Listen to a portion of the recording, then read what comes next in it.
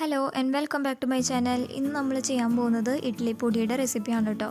അപ്പോൾ ഇതിനെ പല സ്ഥലത്തും പല പേരിലാണ് അറിയപ്പെടുക. ചിലർ മിളകായ്പൊടി എന്ന് പറയും, ചിലർ ദോശപ്പൊടി എന്ന് പറയും, ചിലർ ഇഡ്ലിപ്പൊടി എന്ന് പറയും. അങ്ങനെ പല പേരിൽ അറിയപ്പെടുന്ന ഒരു റെസിപ്പിയാണിത്. ഇത് നമുക്ക് ഇഡ്ലിയുടെ കൂടിയും ദോശയുടെ കൂടിയൊക്കെ കഴിക്കാനായിട്ട് കൂട്ടാവുന്നതാണ്. സാമ്പാറോ ചമ്മന്തിയോ ഒന്നും ഇല്ലെങ്കിൽ പോലും നമുക്ക് ഇത് മാത്രം കൂട്ടിയിട്ട് കഴിക്കാൻ പറ്റുന്നതാണ്. വളരെ സിമ്പിളായിട്ട് നമുക്ക് തയ്യാറാക്കി എടുക്കാൻ പറ്റുന്നതാണ്. അപ്പോൾ നമുക്കിത് എങ്ങനെയാണ് ഉണ്ടാക്കുന്നതെന്ന് നോക്കാം. അപ്പോൾ ഞാനിവിടെ ഇഡ്ലിപ്പൊടി ഉണ്ടാക്കാനായിട്ട് കുറച്ച് വറ്റൽമുളക് എടുത്തിട്ടുണ്ട്.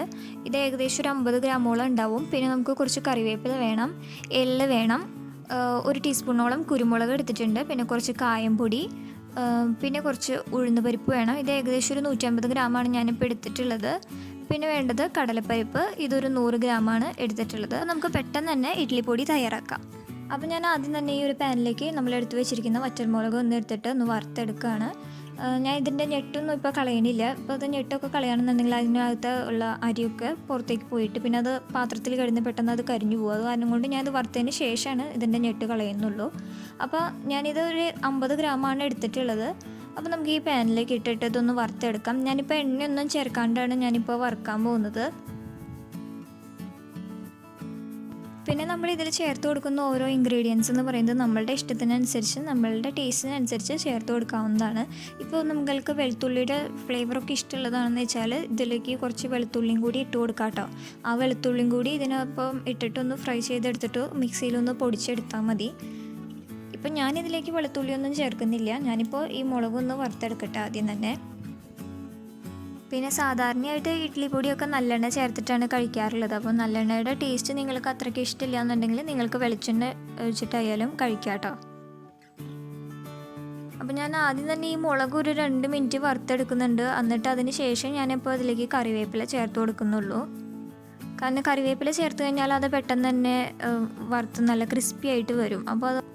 അപ്പോൾ കറിവേപ്പില കൂടുതൽ നേരം ഈ പാത്രത്തിൽ കിടന്ന് ചൂടാവുകയാണെന്നുണ്ടെങ്കിൽ അത് പെട്ടെന്ന് കരിഞ്ഞു പോകും. അതുകൊണ്ട് ഞാൻ ആദ്യം വറ്റൽമുളക് ഒന്ന് വറുത്തെടുത്തതിന് ശേഷമേ ഞാൻ കറിവേപ്പില ചേർത്ത് കൊടുക്കുന്നുള്ളൂ. കറിവേപ്പിലയും കൂടി നമ്മൾ വറുത്ത് പൊടിച്ച് ചേർക്കുമ്പോൾ ആ പൊടിക്ക് നല്ലൊരു ടേസ്റ്റ് ഉണ്ടാവും കേട്ടോ. കറിവേപ്പിലൊക്കെ ഇത് ഇട്ടപ്പോൾ തന്നെ 1 മിനിറ്റിനുള്ളിൽ തന്നെ കറിവേപ്പിലൊക്കെ റെഡിയായി വന്നിട്ടുണ്ട്. ഇപ്പം മുളകും ഏകദേശം വറുത്ത് റെഡിയായി വന്നിട്ടുണ്ട് കേട്ടോ. അപ്പോൾ ഞാൻ ഈ മുളകും കറിവേപ്പിലയും കൂടി ഞാനൊന്ന് ഇത് ഇറക്കി വെക്കുകയാണ്.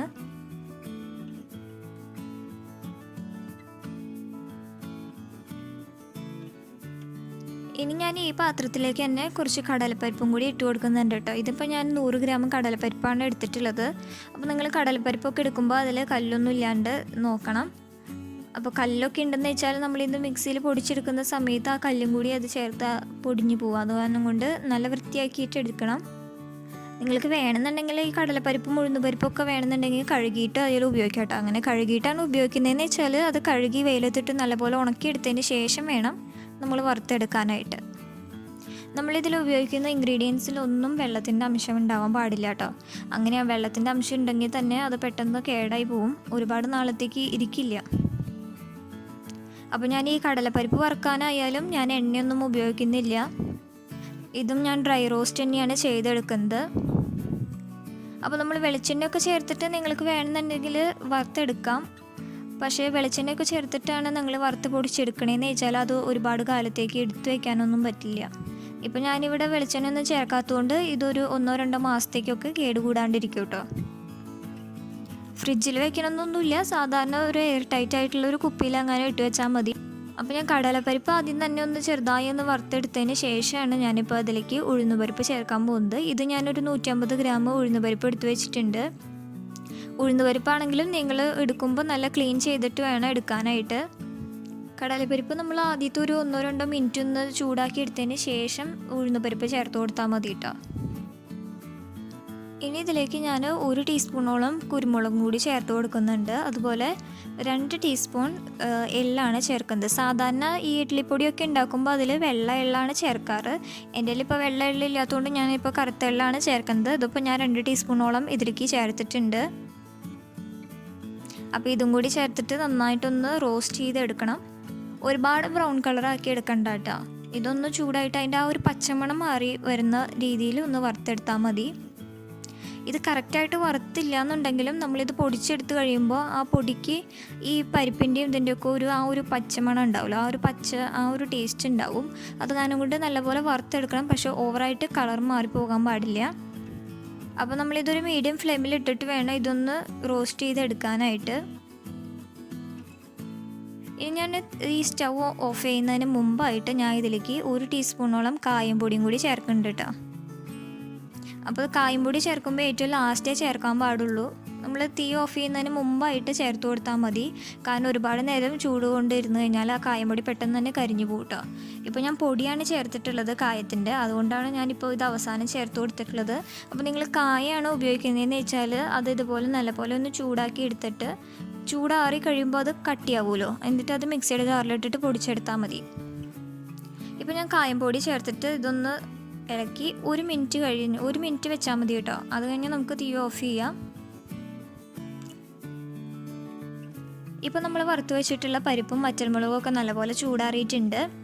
ഇപ്പം ഞാൻ വറ്റൽമുളകിൻ്റെ ഞെട്ടൊക്കെ കളഞ്ഞ് വെച്ചിട്ടുണ്ട് കേട്ടോ. അപ്പോൾ ഇങ്ങനെ ചെയ്യുന്നതായിരിക്കും കൂടുതൽ നല്ലതായിരിക്കുക. നമ്മളിത് വറുക്കുന്നതിന് മുമ്പേ തന്നെ ഞെട്ടൊക്കെ കളഞ്ഞ് വെക്കുകയാണെന്നുണ്ടെങ്കിൽ അതിനകത്ത് ആ ചെറിയ ചെറിയ തരികളൊക്കെ ഉണ്ടാവുമല്ലോ, അതൊക്കെ പുറത്തേക്ക് പോയിട്ട് പിന്നെ അത് പെട്ടെന്ന് കരിഞ്ഞു പിടിക്കും. അതുകൊണ്ട് വറുത്തതിന് ശേഷം ഞെട്ട് കളയുന്നതായിരിക്കും എപ്പോഴും നല്ലത്. ഇനി ഇത് നമുക്കൊന്ന് പൊടിച്ചെടുക്കാം. അപ്പോൾ പൊടിക്കുമ്പോൾ ഇതൊക്കെ കൂടി ഒന്നിച്ചിട്ട് പൊടിക്കാണ്ട് നമുക്ക് 2 തവണയായിട്ട് പൊടിച്ചെടുക്കാം. അപ്പോൾ ഇത് നല്ലപോലെ ചൂടാറിയതിന് ശേഷം മാത്രമേ ഇത് പൊടിക്കാൻ പാടുള്ളൂ കേട്ടോ.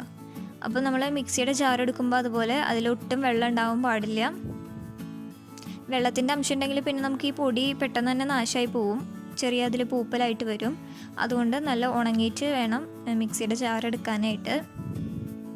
ഇനി ഇതിലേക്ക് ഞാൻ പരിപ്പും ഉഴുന്ന് പരിപ്പ്, കുരുമുളക് അതൊക്കെ ഉണ്ടല്ലോ, അപ്പോൾ അത് നമുക്ക് കുറച്ച് ഇതിലേക്ക് ഇട്ട് കൊടുക്കാം. അതിൻ്റെ കൂടെ ഞാൻ വറുത്ത് വെച്ചിട്ടുള്ള വറ്റൽമുളകും കുറച്ച് കറിവേപ്പിലയും കൂടി ഇട്ട് കൊടുക്കുന്നുണ്ട്. അപ്പോൾ ഇത് പൊടിക്കുമ്പോൾ വല്ലാണ്ട് പൊടി പോലെ പൊടിച്ചെടുക്കരുത്, ചെറിയ ചെറിയ തരികളായിട്ട് വേണം പൊടിച്ചെടുക്കാനായിട്ട്.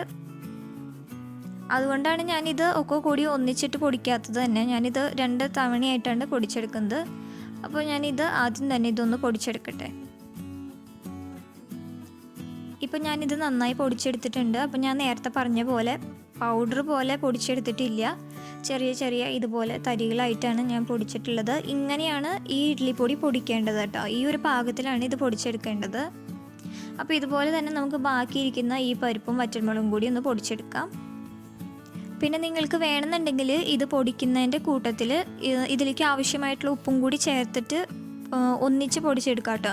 ഞാനിപ്പോൾ ഇതിൽ ഉപ്പൊന്നും ചേർത്തിട്ടില്ല. ഞാൻ സാധാരണ ഇത് ഉപയോഗിക്കുന്ന സമയത്താണ് ഞാൻ അതിൽ ആവശ്യത്തിന് ഉപ്പ് ചേർത്തിട്ട് എടുക്കാറുള്ളത്.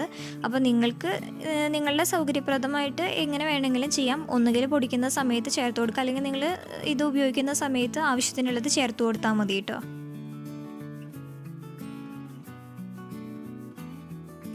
ഇപ്പോൾ നമ്മുടെ ഇഡ്ലിപ്പൊടിയെല്ലാം ഞാൻ പൊടിച്ചെടുത്തിട്ടുണ്ട്. അപ്പോൾ സാധാരണയായിട്ട് ഇത് എള്ളെണ്ണയുടെ കൂടെയാണ് മിക്സ് ചെയ്ത് എടുക്കാറുള്ളത്. അപ്പോൾ നിങ്ങൾക്ക് എല്ലാവർക്കും ചിലപ്പോൾ എള്ളെണ്ണയുടെ ടേസ്റ്റ് ചിലപ്പോൾ ഇഷ്ടപ്പെട്ടു എന്ന് വരില്ല. അങ്ങനെയാണെന്നുണ്ടെങ്കിൽ നിങ്ങൾക്ക് വെളിച്ചെണ്ണ ഒഴിച്ചിട്ട് മിക്സ് ചെയ്തെടുക്കാം കേട്ടോ. അപ്പോൾ ഇഡ്ലിപ്പൊടിയൊക്കെ നമുക്ക് ഇതുപോലെ വളരെ സിമ്പിളായിട്ട് വീട്ടിൽ തന്നെ വറുത്ത് പൊടിച്ചെടുക്കാവുന്നതാണ് കേട്ടോ. അപ്പോൾ നമുക്ക് ഇതുണ്ടെങ്കിൽ ഇഡ്ലിയുടെ കൂടെയും ദോശയുടെ കൂടെയൊക്കെ കഴിക്കാനായിട്ട് വേറെ ഒന്നും തന്നെ വേണ്ട. അപ്പോൾ വളരെ സിമ്പിളായിട്ട് നമുക്ക് ഉണ്ടാക്കിയെടുക്കാൻ പറ്റുന്ന ഒരു റെസിപ്പിയാണിത്. അപ്പോൾ എല്ലാവരും മറക്കാതെ ഇന്ന് തന്നെ വീട്ടിൽ ട്രൈ ചെയ്ത് നോക്കണം. വീഡിയോ ഇഷ്ടപ്പെട്ടെങ്കിൽ എല്ലാവരും ലൈക്ക് ചെയ്യണം കേട്ടോ. ഫ്രണ്ട്സിൻ്റെ റിലേറ്റീവ്സിന് എല്ലാവർക്കും ഈ റെസിപ്പി ഷെയർ ചെയ്ത് കൊടുക്കണം. കൂടുതൽ വീഡിയോസ് കാണാനായി എൻ്റെ ചാനൽ മറക്കാതെ സബ്സ്ക്രൈബ് ചെയ്യുക. Thanks for watching.